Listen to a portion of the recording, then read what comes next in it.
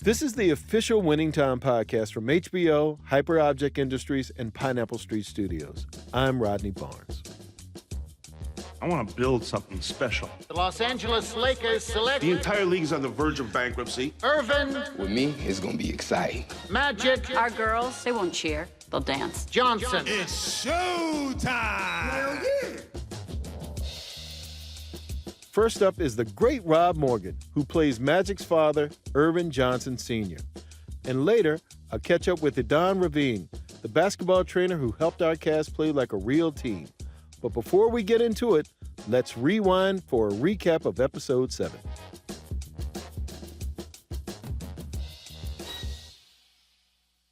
Dr. Jerry Buss, doesn't it always seem like he's in hot water? The business side of things feels like it's about to implode, and his family life is starting to fall apart when Mama Buss is diagnosed with metastatic cancer. But Buss, as always, is determined to find a way to come out on top. Thing about luck is, it cuts both ways. Meanwhile, Paul Westhead is still lost in his new role as interim head coach. He can't seem to muster up the confidence he needs to really lead the team, but the answer to his troubles might just be sitting in his office. Enter Pat Riley. What do you think about if we make this something more official? This thing, you and me. And without a real leader, the Lakers are struggling to prep for a string of big games. Time to take the Magic Show on the road. First stop, Indiana. Then Detroit, where they make a pit stop at Magic's childhood home. And finally, they head to Boston to take on their rivals, the Celtics. Even though they beat the Celtics, their win isn't good enough to keep Westhead around. With Jack McKinney still recovering in L.A., Buss has to figure out what he's going to do about his head coach. I need to make a run this season, Jack. Then bet on me. Is McKinney back in, or will Buss look for someone else? Because there's always someone waiting in the wings.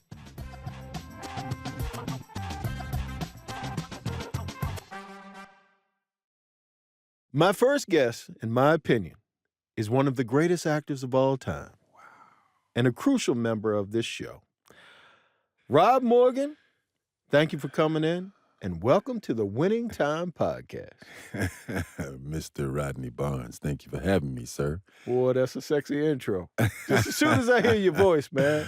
By proxy, you make me feel sexy as soon as you start talking, man. Hey, man, ain't that what we're about? Uplifting the next brother and sister, showing our greatness through them. Yeah, definitely. This is true. That's a beautiful sentiment. That's what it's about. I know a little bit of this from our conversations and dinners and such, but what made you want to act, and what were you doing before you got the acting bug? Man, like most of the things men fall into, you chasing a hot young lady that you have interest in. Young sister Margaret Terry is her actual name. Came down to D.C. from New York to pursue acting, and she gave me an idea about going to an open call for this movie Contact with Jodie Foster and Matt McConaughey. Never knew what an open call was, anything like that, but I was just chasing her. So I was like, cool, if you're going to be there, I'm going to be there, Show up, man, and it's like 3,000 beautiful people that I've never seen before. And I was like, where are all these? I mean, I grew up in D.C. Like, where are all these people come? I've never seen none of these people. Like, what the hell is going on? So I didn't know anything about a headshot resume. Go up to the desk, and they're like, you got a headshot resume? And I'm like, no, and they're like, all right, we'll take your picture. Luckily I had a little bit of style, always had my own style. So Yes, it you was something do. about my style that they really like. And so, do the open call, take the picture, looking around, mesmerized by all the beautiful people in the room. Cattle call, essentially. That's what we call it now. Go to work the next day. Margaret comes over to my desk. Hey, did they call you? I'm like, nah, who? The people. Oh, nah, nobody called me. Did they call you? No. Cool. Come back the next day. Did they call you? Who? No. Did they call you? No. Next day, phone rings. Speak to Rob Morgan. Yeah, this is him. Hey, this is XYZ from the open call at Contact. We like to offer you 5 days of work. So I run over to Margaret's desk. Margaret, did they call you? She's like, no. I said, they called me. She's like, they called you? I said, yeah. They said something about 5 days of work. She said, go, go, go. And I was like, okay. But they never called her. So I basically had to go by myself. Show up. I'm always been an observer. I've been an observer more than a talker. You know, I like to take in my environment, see what's going on first before I see where I fit in. So I'm in the bus, you know, listening to the people talk about this movie and this big opportunity. I didn't know what was going on, man. I'm just like, you know, deer in headlights, soaking in all this information. And then by like the third or fourth day, I said, man, I don't think I did anything for my mother to see me. I want my mom to see me. Now, how can I get my mother to see me in this movie? And I'm just watching the set, and I saw them pop this guy with long white hair over there, right? And I was like, ooh, I must need to stand right there. I literally go and stand in this spot for 5 hours. Next thing you know, they started building the set around me. I guess they looked at me like, well, this motherfucker ain't moving. He ain't moving. He ain't moving. He ain't moving. And so they started building the set around me. And next thing you know, the guy with the long white hair pops up next to me. And it's Jake Busey, you know, Gary Busey's son. Yeah. And so it's the scene where Jodie Foster's walking in to ask more money from President Clinton to do outer space explorations, right? And I'm like, all right, me growing up in D.C., how would I feel if this woman came out here to ask for this millions of dollars for outer space explorations while it's kids in school with no books, they're taking away art programs, we're suffering economically, culturally. And so naturally, my instinct came to say, well, how would I feel? And I didn't know anything about acting class. I didn't know anything about digesting information and putting your truth in it and all that. Man, I just started yelling. Because at first, you know, they say, background, you can't make noise, you got to mime. So I'm miming, you know. And then they say, all right, background, now you can make noise. And they explain the scene. And I was like, oh, I can make noise? And they was like, yeah. I was like, man, get a real job. Ain't nothing out of space. Don't waste my tax dollar.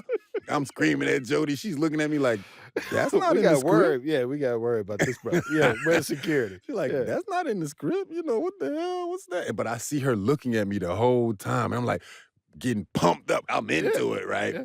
Next thing you know, Jake Busey looks at me. He says, you're creative. I said, hey, man, I'm just trying to get some burn. You know, I'm looking at him like, you know, like, yeah, I'm just trying to get some burn. And he's like, well, keep it up. He said, keep it up. I was like, oh, man. And next thing you know, I see a microphone over my head. Wow. And I saw the microphone, and, man, it was like, oh, it's showtime now. And so I just kept doing the lines. And they said, all right, you know, that's, you know, check the gate. Now I know the language. Check the gate on the scene or whatever.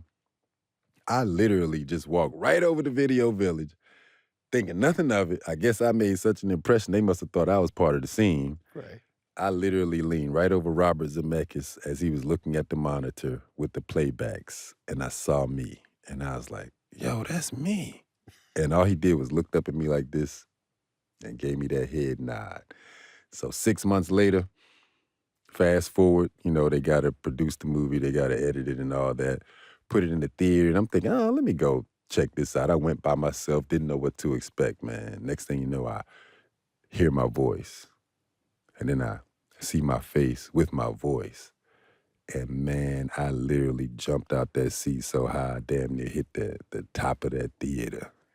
And I came down, and I was like, oh, my God, like, did anybody see me? Like, did anybody know that was me? You know, and I was just sitting there. I was literally sitting there in a tight ball, like, I just saw myself on screen. Oh, my God. Wow, that was amazing. It was like this rush just came through me. And I told myself that night, this is what I got to do.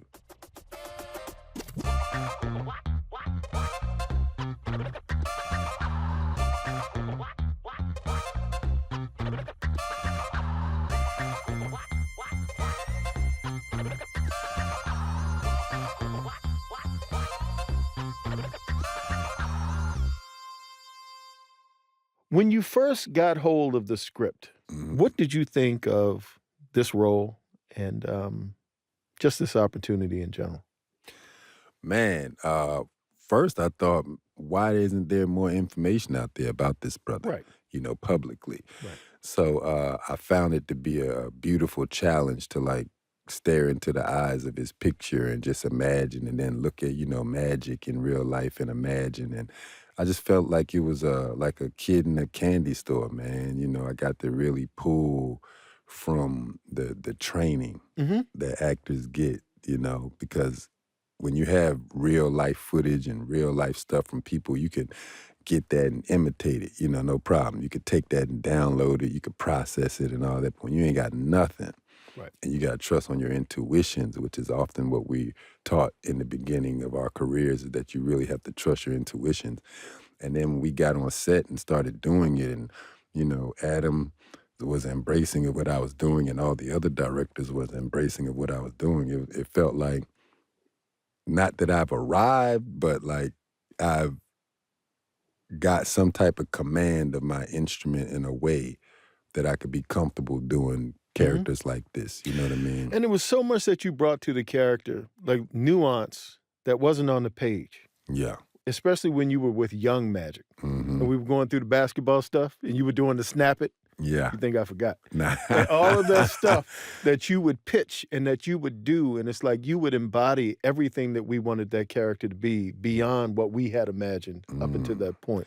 You know why I feel that is, brother? Because I look at acting or storytelling damn near just like basketball. The best players move without the ball. Right. We're in the scene, I'm in it, I'm alive. Like that situation you just brought up, we were setting up a shot, and I saw the young boy out there, and I was like, look, man, you know what I would do with you right now? I would take you out on the court and ball you up. Let's get out there and let's do something while they're setting up this shot. Right. Don't use your palm when you're dribbling, use your fingertips. I took like 4 or 5 steps. Now you got the ball. Keep your head Right up. block. Keep your eyes straight ahead. Look straight ahead. And I guess Adam and you all saw it and was like, point the camera over there. But that's how the beauty and like if I would have just been sitting there, just waiting and chilling and not trying to build chemistry with me and my co-star. And just doing what's on the page and doing what is the minimum that's required. Nah, brother. You move without the ball, man. That's beautiful, man. Thank you, my brother. The relationship between Magic and his father, since you didn't have a lot to go from, how do you see that dynamic? Because you and Quincy have a unique dynamic. Oh, yeah. How was that cultivated? Did the two of you talk about it? How'd you find it? Well, when you listen to Magic, he credits his family a lot for his attitude, his personality, his success, and particularly, he shouts out his father for putting his work ethic in him, his vision in him, and things of that nature. So right there, I felt, all right, if it's not much about his father that is given on the internet or through articles and things of that nature, I could look at the source that was inspired by him and pick out little things, that I can incorporate in my character to kind of marry the two, so that people can understand and see the influence Earvin Sr. had on Earvin Jr. You see what I'm saying? And then with Quincy and I mean, he's a beautiful brother, man. He's big smile, very warm. Genuine. Very smart, very talented. I'm getting uncomfortable giving Quincy all these compliments. Quincy's the man, though, man. So what we did was, when they had basketball practice, I came through basketball practice. With the broken foot? All of it. Yeah. All of it, and I wanted to play around and shoot with him. And, while they were running their drills, I'd be screaming his name and shouting him out and pumping him up and, you know what I mean, like a father would. You know what I mean? I really took him under my wing in that sense, as much as the grown man would let me, you know what I mean? Yes. I felt like it was just a natural cohesion between us, because I think he's just a real brother, you know what I mean? Under all of this Hollywood stuff, he's really a real brother too, He comes from a good family, and we were able to not have that, oh, he's calling me, I ain't gonna call him back, or I'm gonna wait till he call me type thing. We ain't had none of that, man. It was like, hey, brother, what you doing today? I'm doing this today. All right, cool. I'm gonna roll through. All right, cool. Let's go. I'm gonna come pick you up. You know what I mean? And we just started from the start. But I think going to the basketball trainings and practices really helped. And then going to dinner and stuff with you, too. I think that really helped build our chemistry, too. He mentioned to me, I believe it's on the first podcast that he was on, about how he lost his father when he was 3. And working with you, he would use what he thought his relationship would be with his real father, working with you. Wow. And that was what he used to sort of create that emotional bridge between Magic and his father. Yeah. and that he was thankful that you were the guy that was across from him. And that was always, like, to me, a motivator to get you guys and to create scenes to put you two guys together because it's magic to me. No pun intended. But yeah. Yeah, that's heavy, man. You know, but that's how we, you know, uplift each other and support each other and inspire each other, you know. Yeah. The character arc, because Earvin Sr., even though he doesn't have a lot of screen time and over the course of season 1, there's some pivotal moments, certainly in the pilot, where after the sand dab scene, there's a scene with you guys in the hotel room where it's a generational divide, where you're speaking from a place of working the Chrysler line and the garbage business and all of that. And now your son has been offered almost $500,000. And you're like, what are you doing? Earvin, pull your head out your ass. All I know is you got 400,000 in the one hand, nothing in the other. Pretty simple choice to me. That's you, Pop.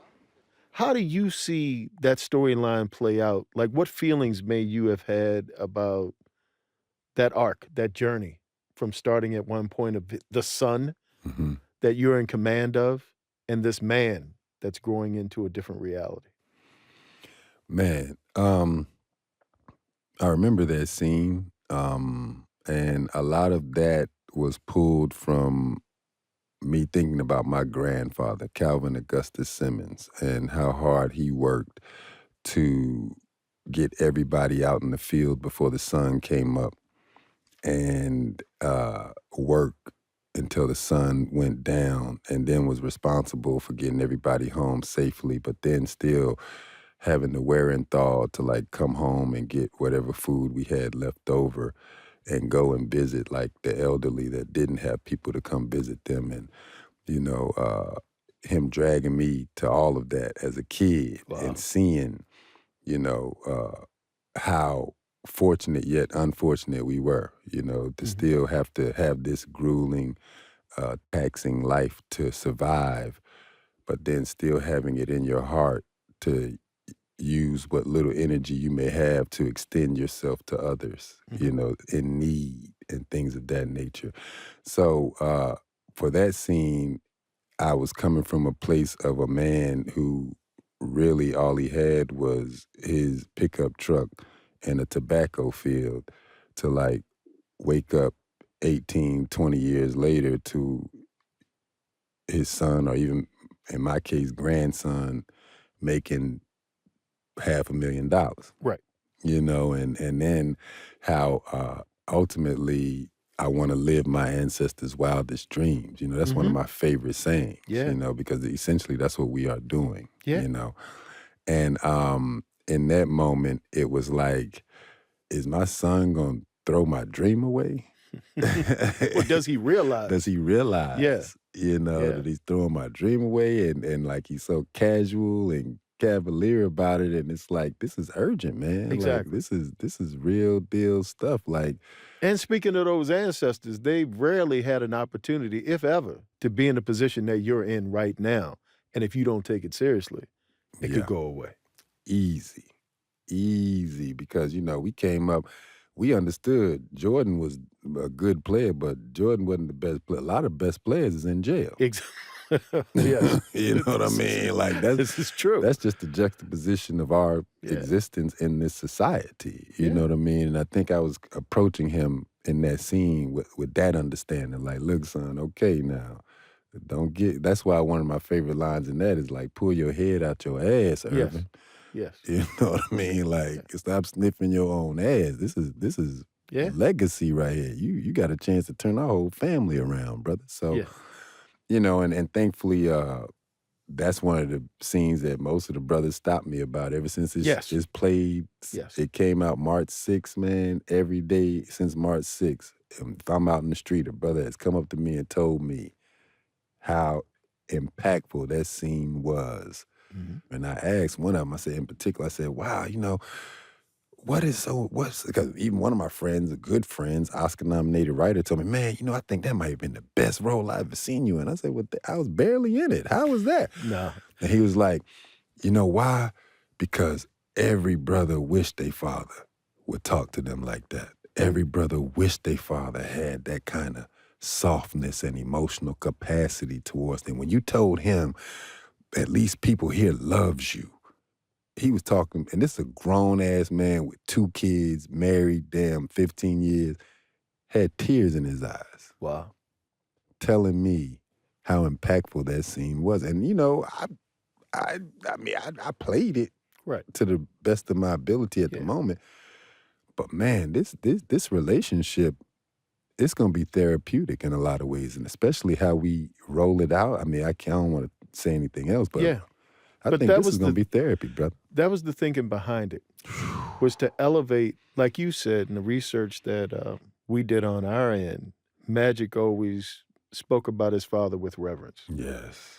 So in the writing of it, wanted that reverence to come out clearly. Mm-hmm. And your instrument is so powerful that finding those words, like I find myself, and I'm sure I'm speaking for Max too, we push ourselves to get to a place where it's like, okay, we know we want the scene to land. And in order for it to land, it has to have the substance in there to grab those moments that we know to be true outside of the show. Yeah. Which brings me to episode 7, the scene with you and Kareem at the table. Most men I know, black men, we laugh, enjoy our lives, but America does things to a man's mind and soul that aren't happy. Pardon my saying it, but your son seems unaffected by all that. 'Cause he is. How? Wish I knew. I'm from Mississippi. Down there, we're gator bait. Wasn't a week went by when I was young, ain't seen some strange fruit hanging from the poplar tree. Then you know. Too well, but he don't. Part of my macabre sensibility is I wanted to hear you sing the strange fruit hanging from the poplar tree. That's why that moment. We did a couple of takes like that. We did do a couple of takes. But my singing ain't the best. I loved it. Come on, man. Come on, man. You Barry White without the high blood pressure. Come on, man. Right. Come and on, the Jerry man. Curl. Exactly. Can we talk about that scene a little bit? Because you brought a lot to it. You brought a lot to that day on set. Oh, yeah. You know, the command. That was the first time I see Rob, kind of a different version of Rob, take control of the set that day. But if you could talk about that and talk about the scene a little bit, because it was a beautiful scene, brought a lot to it. I think it's one of the few scenes with you and Solomon. Yeah. And both of you guys, I think a lot of your leadership actually helped him. I'm sure if he was sitting here right now, he'd say the same thing. Just, man, your way of gently guiding and leading. But I'm about to go into another love thing with Rob, so I'm going to let you answer the question. Well, you know, I come from the adage of you get more with sugar than you do shit. Yes, that's true. That's very true. You That's know what I been mean? proven scientifically. Yeah. And I understood Solomon had expressed to me, like, you know, this might have been like one of his It was second job? First. Okay. Yeah, and he first, expressed that to me, and I understand how that is to be on set like that, and with all these moving pieces and with, you know, such high stakes. And ultimately, I want everybody to feel comfortable. You know, ultimately, I want everybody I mean, I know I have a strong presence. I know my energy's strong. I've been taught that ever since I was a kid. And so in these situations, I want everybody to feel like, even the background, you know, I even include background with my stuff, because I want everybody, because if everybody ain't comfortable to play and have fun and give their best, then we're going to have to either do it again or the scene going to get cut because it ain't going to read real. It's like you want people to find themselves within a scene, and in order to do that, they have to feel included. Yeah. And, you know, Solomon is a beautiful human being, He man. is. Beautiful human being. And he's 7'2", and he's just a powerful man in his own right. And I wanted to empower him with understanding that him being there was a win. Yes. You know, by brother, you know, people, it's millions of brothers 7 foot that would love to be here right now. Right. They picked you for a reason. Mm-hmm. You know, let's have some fun, you know, and he was very open to the advice. And I think when we started doing the scene, you know, it became natural and his Kareem really popped out. Yes. You know what I mean? And I don't want to take any credit for that because I know the brother prepared at home and the brother prepared, you know, in the gym. But I am glad that you definitely set a tone. I can say that you definitely set a tone for that day and that scene that undeniably helped that moment in that scene. Well, you know, I'm a team player, man. I believe teamwork makes the dream work. Mm-hmm. That you it know, does. and if I can assist my teammate and make them look stellar, then that ain't doing nothing but making me look stellar.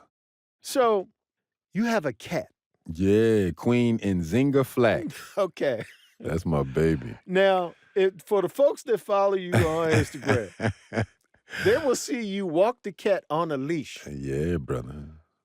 Can you speak on the cat with the walk on the leash? Because I've never seen this before. Well, when did it start? Why did it start? Was you concerned that she wouldn't come home? What was it? What happened? Well, brother, you know, every man is particular in how he handles his cat. This is true. You know, this is true. And This is if true. your cat desires to have some freedom and go outside, sometimes you gotta take the cat outside. Yeah.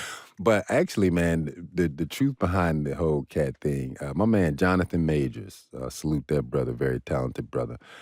He travels with 2 dogs. Uh-oh. A pit bull and like some other big ass dog, like literally 200 pounds of dog. He gets him on the plane and everything. And I remember I was in Boston and I was talking to him. He's like, man, you know, they wasn't gonna let me on my plane with the dog one time. And I called my manager like, look, man, if they ain't gonna let my dog on the plane, I ain't getting on the plane. Wow. And so the manager convinced the people that it was an emotional support animal.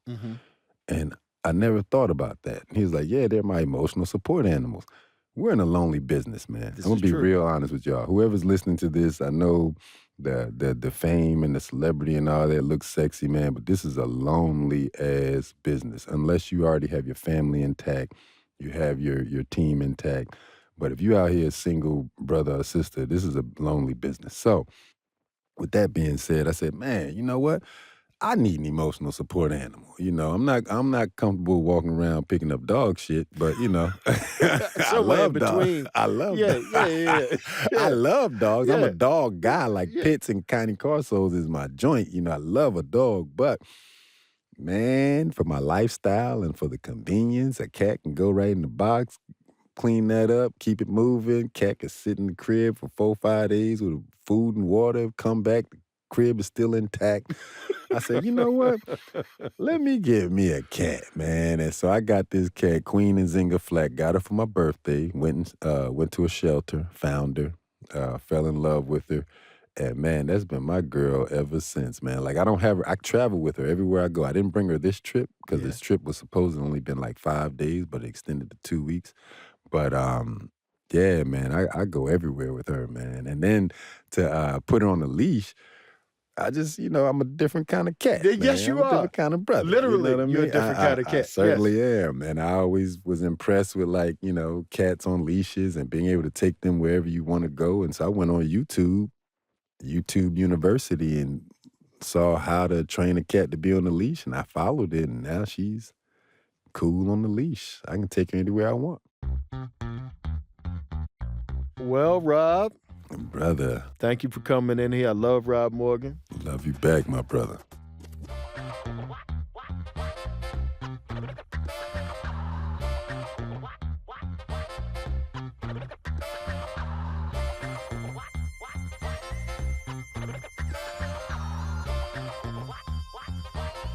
My next guest is Idan Ravin, basketball trainer to the pros and to the stars of Winning Time. Idan, welcome to the podcast. Thanks for having me, buddy. Appreciate it. So, Idan, what exactly is your official title on the show? Honestly, Rod, I don't know what I call myself other than like the guy responsible for the basketball. That's it. Yeah. Because I don't really even know the answer to that question. I Yes. just basketball, call it done. Yes, that's it. Had you ever worked on a television show before? No, I never had. This was my first. I definitely had a lot of experience working on very big national commercials. And so I was familiar with the process, but I had never done something on this scale. So when the first call came in, it was about, can I turn Quincy into Magic Johnson? And I kind of laughed. I said, there's 400 guys in the NBA who can't be Magic Johnson. Right. And I said, how long do I have? They said, well, what about a week? And I was like, okay, sure. I was like, I'll entertain this. Let me come out. And then you and the team were happy with it. And then it became Quincy, then it became Devon, then it became Delonte, then it became Solomon, then it became everybody else. And then the responsibility just kind of grew after that. And then it became not just a training piece, it became specifically making sure that the actors were the silhouettes of their characters. Then it became responsible for all casting that's basketball related, including a few of the guys on the Lakers show. Then it became making sure that there was proper script interpretation, making sure also that the choreography that we dreamed up really reflected the intent of the writers, because to me that was incredibly important. So I probably read those scripts 44 million times because it was important for me to get in your head and understand like what is it that you intended to do? What was what was the emotional beat of that scene? What was the intent of that scene? What were you trying to sort of convey? So talk to me about, because I know it's a multifaceted journey, because you have to get guys in shape. Yeah. Then you have to get them acclimated to the game of basketball. Yeah. And then specifically, you have to make them some idea of whoever it is that they're portraying. What's a day in the life like for an actor going through this process? So, I kind of broke down this process into 3 phases. The first phase is that most of the actors that we cast were former collegiate football players, or they were, very avid intramural kind of pickup players. And then we had Solomon, obviously, who's kind of sort of a different, category because he was much more refined. Yeah. So the first step for me in my process was kind of taking that football body movement and making it much more basketball specific. So there was an athletic piece first that we had to shave down, because basketball is a very vertical sport as well, as opposed to football. I mean, a couple players have more vertical responsibility, but it's much more on the ground. So it was kind of refining that physical piece, which was the agility, the quickness, the speed, the power, the balance, all that had to sort of mirror the athleticism of a basketball player. And then once we passed that phase, then the next phase would be kind of to really improve the technical ability, the basketball skill level of the actor. And then those are the simple things as shooting, dribbling, rebound, passing. Then the last phase was being able to turn them into silhouette of their character. And what made that really, really challenging, it's like that they had to be able to do it in a way that would allow them to improvise on set. Because in the event that you or Max or Sally or Todd, they wanted to sort of see something different, they had to be able to have a normal skill set and the understanding of their characters that they could audible at the line. The other parts that was very challenging about the silhouette piece is that I tried to make sure that it was ingrained in their spirit that they have to live, breathe this character. So even when you're playing pickup, you can't play pickup like Quincy Isaiah. You have to play pickup like your character. Right. You can never leave out of character. You warm up like character. You move like your character. It has to be persistent. Otherwise, it's easy to see on camera that it doesn't feel right. I think for me, this was the most intimate in dealing with basketball that I think I'd done in my entire career. And so I was always empathetic to the idea of every day you got to live with these guys. You got to train these guys, and I'm sure at a certain point, and they're grown men. Yeah. So it's almost like having a coach in your ear 24/7. Yeah. Which couldn't have been easy. And then, in Quincy's case, certainly for Quincy, Devon, and Solomon, they have to act too, beyond the idea of basketball. Sure. So you got to train, you got to play basketball, you got to act, you got to go through all the other stuff, rehearsals and everything to go with it. Yeah. So, to me, I always give those guys a lot of props for the discipline that it takes to just go through all of that. Absolutely. And I think it's one thing to play basketball player Bob.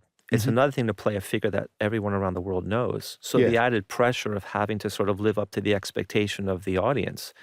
And Devon playing his father. Oh, absolutely, yeah. And I think, I think what Solomon did was remarkable because It's one thing to play college basketball. That's absolutely elevated.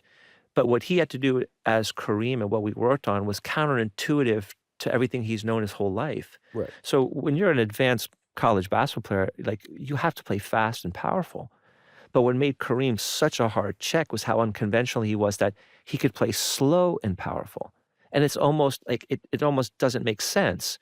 So to have to play really slow and really long to be effective, when your entire life you've been drilled to play fast, play quick, and score. And so that part of why the skyhook was a challenging piece was because it literally had to rewire his thinking in terms of like how I score a ball. So, Idan, there was a day when I believe we were working on a play, choreographing a play. For Larry Bird. For Larry Bird. Larry Bird comes off a pick, and I believe Spencer Haywood was supposed to meet him. Yes. And blindside him. Yes. In a very specific way. Yes. Some would call it a dirty play. Yes. And we had gone over it a couple of times, but I wanted you to really understand what was needed in this moment. Sure, sure. So I took it upon myself to insert myself into this play as though I were Spencer Haywood and Right. you were Larry Bird. Right. Would you right. like to talk about this moment Oh. and any lasting effects that that moment may have brought about? Oh my gosh. So, so Rodney, you jumped into the play to sort of demonstrate what we need to see. And out of nowhere, I mean, like, you kind of put a forearm into my chest, and I felt like life and my soul left me for a moment. I mean, we joke about in the NBA world, like, when I'm looking for an athlete, I'm always looking for someone with a heavy hand. Mhm. You didn't just have a heavy hand, you had Mhm. like a heavy universe Yes. behind you. There was so much power behind that. I thought like Bruce Lee was giving me like the one finger push up. I mean, I couldn't believe how quickly like the air came out of me. And then it took me a minute for it to come back, right? I remember everybody stopped for a minute because I was talking in the midst of it. I was like, he should do this and he should come around. Yeah. And then I made contact with your body and I saw the expression on your face and then the expression on everyone else's face. Oh, yeah. And, I felt bad. No, it's okay. Because it was never intended to harm. No, sure. But it may have harmed. But it's, if you ever, I love martial arts movie, like karate movies. Yes. And you ever see like Bruce Lee doing that punch from like an inch away and the guy kind of leaves the room? Yeah. It felt like that Bruce Lee moment. Yeah. And I thought, is Ronnie secretly a black belt? No, What is Bruce Leroy? But no. How does he know how to create this power within 2 inches of space? That was all physics and Oh my God. density and a lot of. It took a couple days before the air came back. Well, Idan, thank you for taking the time to join the Winning Time podcast, and I hope we get to talk again. My pleasure. Thank you for having me. We're almost out of time, but before the shot clock hits, I'm going to take us to our buzzer beater moment of the episode. The team Christmas party at Magic's family home really happened. And Magic's mom's home cooking was a major hit, so much so that Kareem Abdul-Jabbar and Mrs. Johnson traded recipes in real life. Mrs. Johnson had certain dietary restrictions, being a Seventh-day Adventist, and Kareem, as a Muslim, follows Islamic dietary laws. So Kareem going back for thirds made all the sense in the world. He loved her food so much that they kept this up long after Kareem, Magic, and the team hit the road.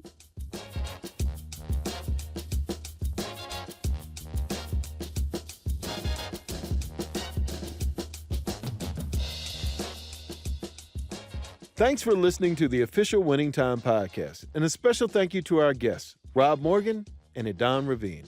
You can watch new episodes of Winning Time on HBO Max Sunday nights. Our next episode comes out on April the 24th. See you then.